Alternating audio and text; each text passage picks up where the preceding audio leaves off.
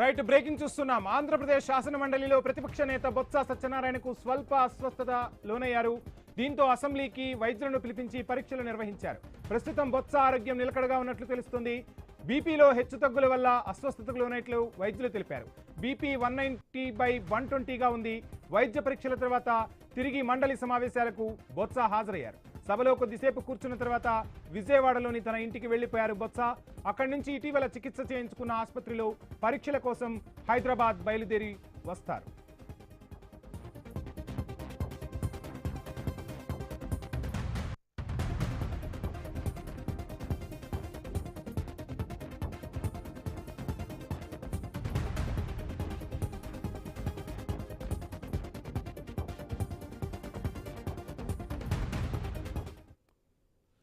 AP శాసన మండలిలో ప్రతిపక్ష నేత బొత్స సత్యనారాయణ స్వల్ప అస్వస్థతకు లోనయ్యారు. దీంతో అసెంబ్లీకి వైద్యులను పిలిపించి పరీక్షలు నిర్వహించారు.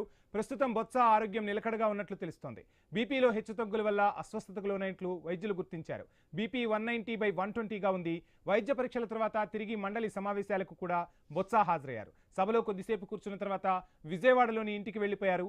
ఇక అక్కడి నుంచి ఇటీవల చికిత్స చేయించుకున్న ఆసుపత్రిలో పరీక్షల కోసం హైదరాబాద్ రానున్నారు బొత్స సత్యనారాయణ.